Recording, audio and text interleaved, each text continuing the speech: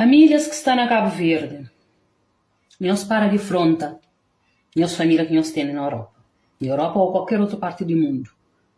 Vira-se difícil para todo alguém. Se você chama alguém, pede alguém algo, e fala, nunca tem, é para morrer que tem. Se a realidade de vida só ele que conche. Cabo frontal.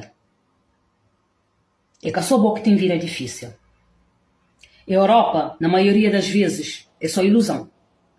Não está bem com expectativa enorme, achando que você também vive uma vida maravilhosa.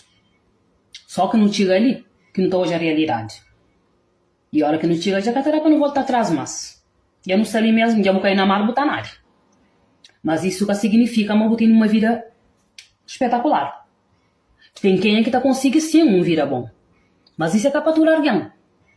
A maioria que está ali está afrontado. Cada volta para a terra, vergonha. Cada volta para a terra, para mãe que tem nada lá na terra, que tem nem ali que faz lá na terra. E já que ali tem mais oportunidade, ele aproveita e ele fica. Não está lida com frustração, não está lida com falta, não está lida com saudade, não está lida com humilhação de pessoas que estão humilhando ali todos os dias e toda hora.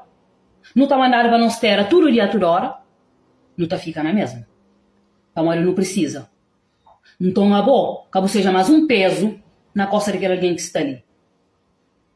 Para de querer. Só pede. Só para bom. Ajuda um pouco. Porque tem algo de dar, que tem problema. Só o facto de você afrontar, você está ajudando.